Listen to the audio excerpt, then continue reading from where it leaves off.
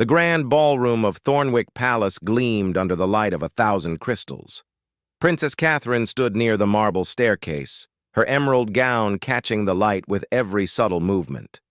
She watched Prince Alexander from across the room as he spoke with foreign dignitaries, his shoulders rigid with the weight of royal duty. Catherine knew this night would change everything. For 3 years she had stood by Alexander's side, smiling for cameras, attending endless ceremonies, and pretending their marriage was more than a political arrangement. But behind palace walls, they lived as polite strangers, bound by duty rather than love.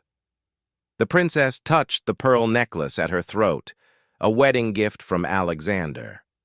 She remembered how his hands had trembled slightly when he fastened it around her neck on their wedding day. Back then, she had hoped those trembling hands meant he felt something for her. Now she knew better. Alexander caught her gaze across the room. For a moment, his practiced smile faltered. He excused himself from the conversation and made his way through the crowd toward her. Catherine's heart raced, not from love, but from the weight of what she was about to do. "You look beautiful tonight," Alexander said when he reached her. The compliment sounded hollow, like all their interactions these days. "Thank you," Catherine replied, her voice steady despite the storm inside her. "We need to talk, Alexander, privately." His blue eyes searched her face. "Now? We have 300 guests. It cannot wait." She turned and walked toward the private study adjoining the ballroom. After a moment's hesitation, Alexander followed. The study was dim, lit only by a dying fire in the hearth. Catherine closed the heavy door behind them, muffling the sounds of laughter and music from the party. She had rehearsed this moment 100 times, but now that it had arrived, the words stuck in her throat. "What is this about?" Alexander asked, loosening his ceremonial collar. "Lord Pemberton is expecting us to lead the next dance." Catherine turned to face him fully. In the firelight, she could see the exhaustion etched into his features. Being crown prince had aged him beyond his 32 years. She almost felt sorry for him, trapped as he was in a life scripted by others. "I'm leaving," she said simply. Alexander blinked, confused. "Leaving? The party? If you're feeling unwell—" "No, Alexander, I'm leaving you. I'm leaving this life." The words hung in the air between them like a physical presence. Alexander's face went pale, then flushed with color. He opened his mouth, closed it, opened it again. "You cannot be serious," he finally managed. "You're the Princess of Thornwick. We have duties, responsibilities." "Your duties," Catherine interrupted. "Your responsibilities. I never asked for any of this." "You knew what you were agreeing to when you married me," Alexander said, his voice rising. "Your father—" "My father sold me to secure a trade agreement," Catherine said bitterly. "I was 21 years old and foolish enough to believe the fairy tale. I thought perhaps we could find happiness together despite the circumstances." Alexander ran a hand through his perfectly styled hair, messing it for the first time Catherine could remember. "This is madness. You cannot simply walk away from the royal family, the scandal alone." "I don't care about scandal anymore," Catherine said. "I care about living a life that's mine. For 3 years I've smiled when told to smile, waved when told to wave, and stood silently by your side like an ornamental vase. I've watched you give more attention to your hunting dogs than to me." "That's not fair," Alexander protested, but his voice lacked conviction. "Isn't it?" Catherine moved closer to him, close enough to see the gold flecks in his blue eyes. "When was the last time you asked me about my dreams, Alexander? When did we last have a conversation that wasn't about schedules and appearances?" Alexander turned away from her, facing the dying fire. His shoulders slumped, the princely posture abandoning him. "This is who I am, Catherine. This is who I've always been. I thought you understood that." "I thought I could change you," Catherine admitted. Or perhaps I thought I could change myself to fit into your world, but I'm suffocating here, Alexander. Every day I lose a little more of who I used to be. And who were you? Alexander asked, genuine curiosity breaking through his shock. Before all this? Catherine smiled sadly. It was the first real question he'd asked her in months. I was a girl who loved to paint.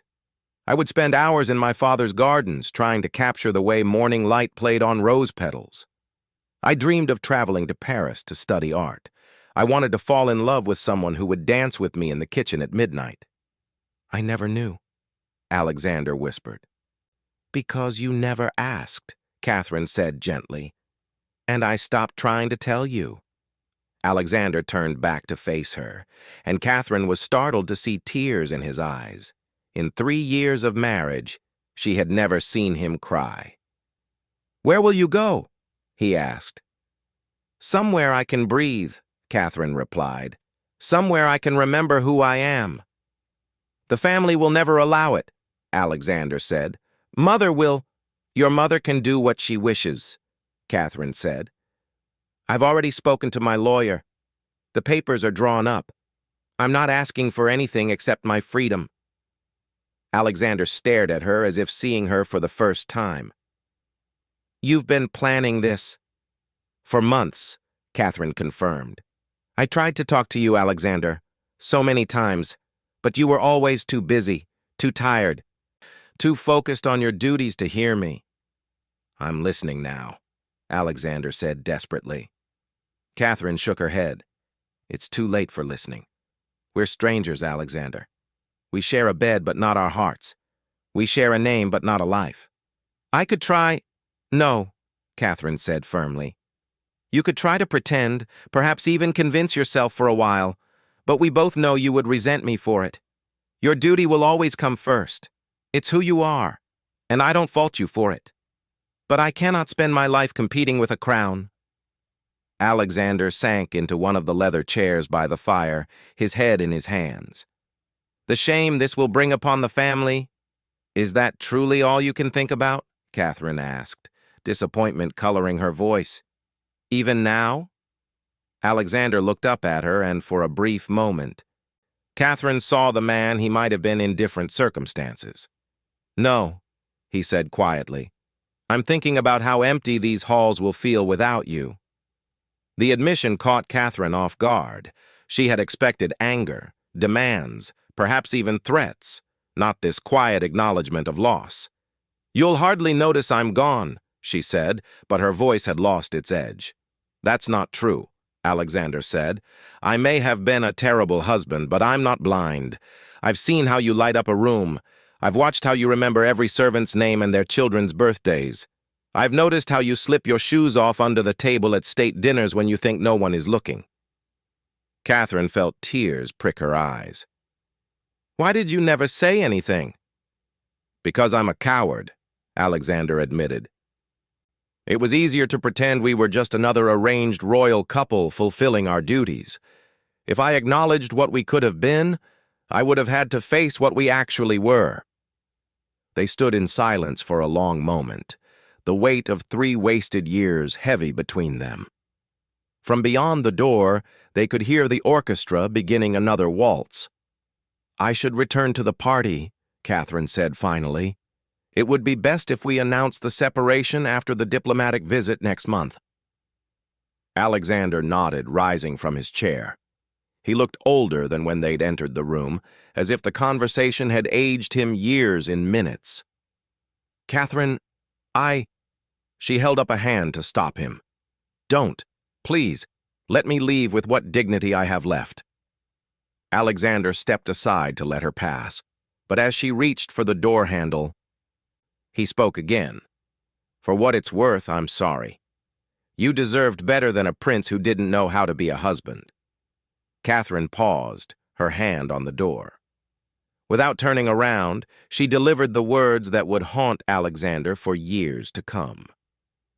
No, Alexander. I deserved a husband who was willing to learn. She opened the door and stepped back into the bright lights of the ballroom, leaving Alexander alone in the darkness with the echo of her words and the dying fire. The morning after the ball, Alexander stood at his window watching the sunrise paint the palace gardens in shades of gold and rose. He hadn't slept. Catherine's words echoed in his mind like a bell that wouldn't stop ringing. I deserved a husband who was willing to learn. A soft knock interrupted his thoughts. "Come in," he called, not turning from the window. "Your Highness," his valet Thomas entered with the morning tea. "Her Highness has requested breakfast be served in her private chambers." Of course she had. They hadn't shared breakfast in months, but somehow this felt different, more final. "Thomas," Alexander said suddenly, "how long have you been married?" The valet nearly dropped the tea tray in surprise. In 15 years of service, the prince had never asked him a personal question. 32 years, Your Highness." "How do you do it?" Alexander asked, finally turning from the window. "How do you keep from becoming strangers?" Thomas set down the tray carefully, considering his words. "If I may speak freely, sir." Alexander nodded. "You talk, Your Highness, about the small things and the big things. You dance in the kitchen when the mood strikes. You remember that the person you married is not just a role to be filled, but a soul to be cherished." Alexander felt each word like a physical blow. "She mentioned dancing in the kitchen," he said quietly. "Women often do, sir. My Mary says it's not about the dancing itself, but about choosing joy together in ordinary moments." After Thomas left, Alexander found himself walking through the palace with new eyes. He passed Catherine's studio, a room he'd rarely entered. The door was ajar, and he peered inside. Canvases lined the walls, some finished, others abandoned. He stepped inside, drawn by curiosity. The paintings took his breath away. Vibrant landscapes, delicate still lifes, portraits of palace staff captured with warmth and humanity. In the corner sat a half-finished painting of the rose garden, morning light playing across the petals exactly as Catherine had described. "She's quite talented, isn't she?" Alexander spun around to find his mother, Queen Elizabeth, standing in the doorway. Unlike her usual rigid posture, she seemed smaller somehow, older.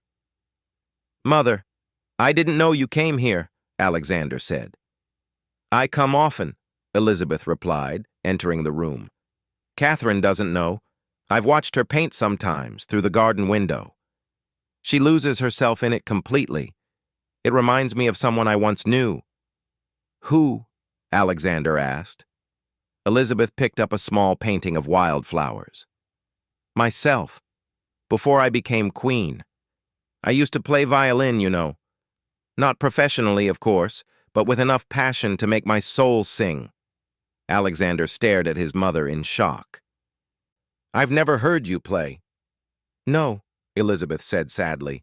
"I stopped the day I married your father. There was no time for such frivolities in royal life," he said. "Duty came first, always. And you accepted that?" Elizabeth set down the painting carefully. "I convinced myself it was noble, sacrificing personal joy for the crown. But watching Catherine these past months, seeing her light dim bit by bit, it's like watching my younger self disappear all over again." "Why didn't you warn me?" Alexander asked, frustration creeping into his voice. "Why did you let me make the same mistakes?" "Would you have listened?" Elizabeth countered. "You were so determined to be the perfect prince, just as your father was the perfect king. I tried to tell you in my way. Every time I suggested you take Catherine somewhere romantic, every time I arranged for your schedules to align, but you were your father's son." Alexander sank onto a paint-stained stool. "She's leaving me, Mother." "I know," Elizabeth said simply. "She told me last night after the ball." "And you support her decision?" Alexander asked, incredulous. Elizabeth was quiet for a long moment, studying a portrait Catherine had painted of a kitchen maid laughing. Did you know Catherine knows the names of all 137 palace staff members? Not just their names, but their stories. Martha in the kitchen has a son with asthma. Catherine secretly arranged for a specialist. James the gardener's daughter got into university. Catherine wrote her a recommendation letter. I didn't know, Alexander admitted. Because you never looked past your own responsibilities long enough to see hers, Elizabeth said gently. She created her own purpose here, Alexander, built relationships and brought warmth to these cold halls. But it wasn't enough. A person cannot live on duty alone. Father did, Alexander said defensively. Your father died at 58 alone in his study, reviewing trade documents, Elizabeth said sharply. Is that the life you want? Alexander had no answer for that. Fight for her, Elizabeth urged. Not with commands or appeals to duty, but with your heart. Show her the man you could be, not the prince you think you must be. She said it's too late, Alexander said. It's only too late when you stop trying, Elizabeth replied. I stopped trying 40 years ago, and I've regretted it every day since. That afternoon, Alexander did something unprecedented. He canceled his appointments. His secretary nearly fainted when he announced it, but Alexander was resolute. He spent the day walking through the palace, seeing it through Catherine's eyes. In the kitchen, he found her favorite chef preparing tea cakes. She likes the lemon ones, Chef Marie told him with a sad smile. Always sneaks down here for them when she thinks no one is looking. In the library, the head librarian showed him Catherine's reading nook, hidden behind the philosophy section. She loves poetry, he said, especially the romantics. She'd spend hours here, reading Keats and Byron. Each revelation was a dagger to Alexander's heart. 3 years of marriage, and he knew none of this. He'd shared a bed with this woman, but had no idea she loved lemon tea cakes or romantic poetry. As evening approached, Alexander made a decision. He knocked on Catherine's door, his heart pounding like he was 16 again. Come in, her voice called. She was packing, carefully wrapping paintings in protective cloth. She didn't look up when he entered. I spent the day learning about you, Alexander said without preamble. Catherine's hands stilled on the painting she was wrapping. Oh? You paint in the early morning because you say the light is most honest then. You sneak lemon tea cakes from the kitchen. You read Byron in a hidden nook in the library. You've memorized the names of every servant's child and grandchild. You've been funding art classes for the staff's children from your personal account. Catherine finally looked up at him, surprise evident on her face. I know it's too late, Alexander continued, his voice rough with emotion. I know I've failed you in every way that matters, but I wanted you to know that I see you now. Finally, terribly, unforgivably late, but I see you. Tears rolled down Catherine's cheeks. Why now, Alexander? Why does it take me leaving for you to open your eyes? Because I'm a fool, Alexander said simply. Because I was so afraid of failing as a prince that I never even tried to succeed as a man. Because I let duty become my shield against feeling anything real. Catherine returned to her packing, her movements sharp with pain. Seeing me now doesn't change the past 3 years. No, Alexander agreed. But maybe it could change the future. Catherine shook her head. You can't change who you are, Alexander. Tomorrow, there will be another crisis, another duty, another reason to push everything else aside. And I'll be alone again, competing with a crown that will always win. Alexander wanted to protest, to make promises, but the words died in his throat. She was right. Even now, part of his mind was calculating the political ramifications of her leaving, the damage control needed, the public statements to be crafted. I'm sorry, he said finally, for all of it, for the loneliness, for the empty bed and the silent dinners, for never asking about your dreams, for letting you disappear bit by bit while I watched and did nothing. Catherine wrapped the last painting, a landscape of the palace gardens at dawn. "I know you are," she said softly, "and that almost makes it worse, because it means you knew on some level. You knew, and you chose duty anyway. It's all I know how to choose," Alexander admitted, the truth of it breaking something inside him. "I know," Catherine said. "That's why I have to go." They stood there, two people who might have loved each other in a different life, separated by an ocean of missed chances and unspoken words. Outside, the sun was setting, painting the sky in shades of goodbye. 3 weeks passed in a strange dance of preparation. The palace staff moved through their duties with heavy hearts, knowing that their beloved princess would soon be gone. Catherine continued her royal duties with grace, standing beside Alexander at state functions, smiling for photographers, playing her part one last time. Alexander watched her constantly now, memorizing details he'd overlooked for years. The way she tilted her head when listening intently, how her fingers traced patterns on her dress when she was nervous, the gentle way she touched the shoulders of staff members when offering comfort. On Catherine's last night in the palace, an unexpected storm rolled in. Thunder shook the ancient walls while rain lashed against the windows. Alexander found himself standing outside her door at midnight, his hand raised to knock, frozen in indecision. The door opened before he could decide. Catherine stood there in a simple blue dressing gown, her hair loose around her shoulders. "I heard you pacing," she said softly. "I couldn't sleep," Alexander admitted. "Neither could I." She stepped aside, a silent invitation. Her rooms were nearly empty now, personal items packed away. Only the furniture remained, making the space feel hollow, abandoned. They sat by the window, watching lightning illuminate the gardens. "Do you remember our wedding night?" Catherine asked suddenly. Alexander nodded.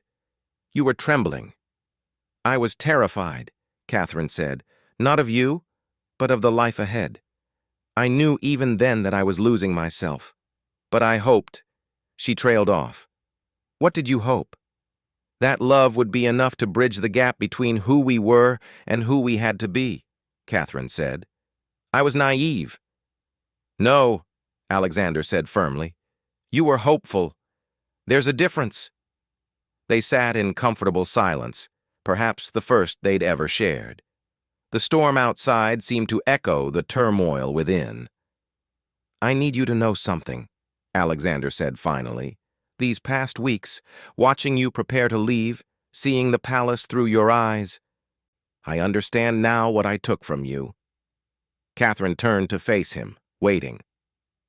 "I didn't just fail to love you properly," Alexander continued. "I stood by while this place, this life, slowly erased you. Every time you tried to show me who you were, I redirected you back to who you needed to be. I turned you into a ghost of yourself." "Alexander, please let me finish," he said. "I've been thinking about what you said, about deserving a husband willing to learn. You were right. But it's worse than that. I wasn't just unwilling to learn. I was afraid to. Because learning would have meant changing, and changing would have meant admitting that the life I'd built, the prince I'd become, was hollow at its core."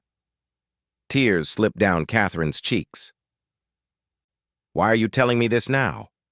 "Because you deserve to leave knowing that your words changed me," Alexander said. "Even if it's too late for us, maybe it won't be too late for me. Maybe I can become the man you saw glimpses of, the one who could have loved you the way you deserved." Catherine reached over and took his hand, the first time they'd touched voluntarily in months. "I hope you do," she said. "For your own sake, not for anyone else's." "Will you tell me about Paris?" Alexander asked. "Your dreams of studying there?" For the first time in years, Catherine's face lit up with genuine enthusiasm.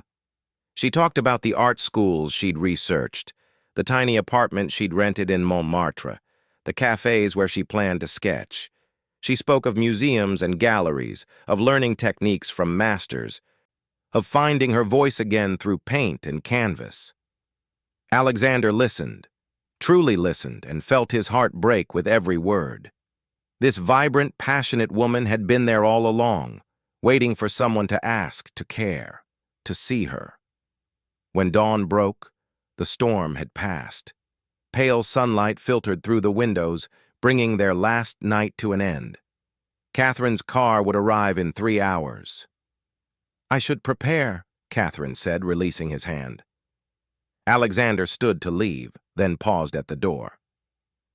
"Catherine, that painting in your studio, the unfinished one of the rose garden, may I have it?" She looked surprised. "It's not complete." "Neither were we," Alexander said, "but it's still beautiful." Catherine nodded, unable to speak. The goodbye, when it came, was witnessed by too many people. Staff lined the grand entrance, many openly weeping. Queen Elizabeth stood beside Alexander, her hand on his arm in silent support. The press waited beyond the gates, hungry for scandal. Catherine descended the stairs in a simple gray dress, elegant in its simplicity. She looked lighter already, as if shedding the weight of royal expectation with each step.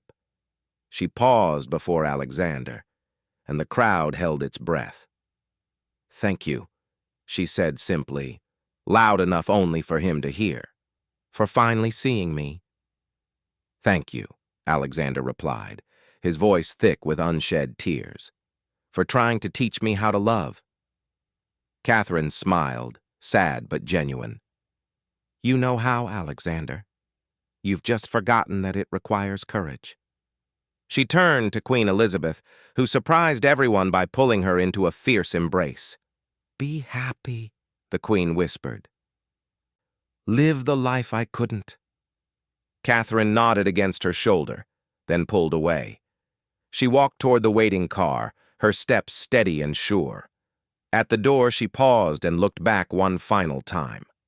Alexander stood on the palace steps, no longer the perfect prince, but simply a man watching his wife leave. Their eyes met across the distance, and Catherine spoke her final words. "Choose differently, Alexander. Next time, choose love over duty. Choose dancing in the kitchen over state dinners. Choose the person over the crown. Promise me." Alexander nodded, not trusting his voice. Catherine smiled, a real smile that reached her eyes, then got into the car. As it pulled away, taking her toward her new life, Alexander felt something fundamental shift inside him. That evening, alone in his study, Alexander made his first different choice.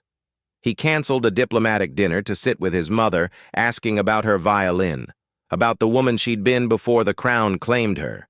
They talked until midnight, two souls finding their way back to themselves. Over the following months, changes rippled through the palace. Alexander began taking breakfast in the kitchen, learning the staff's names and stories. He converted Catherine's studio into an art center for employees' children. He shortened official dinners to make time for sunset walks in the garden. The press noticed, of course. They speculated about the prince's transformation, some attributing it to heartbreak, others to a midlife crisis. Alexander didn't care. He was learning to choose differently, one decision at a time. A year later, a package arrived from Paris. Inside was a painting, The Rose Garden at Dawn, now complete. The light was exactly as Catherine had described it that night in the study, honest and transformative.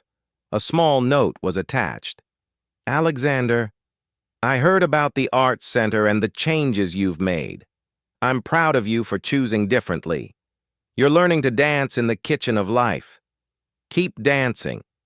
C." Alexander hung the painting in his study where he could see it every day. It reminded him of her parting words, the ones that had staggered him, changed him, saved him from becoming a ghost in his own life.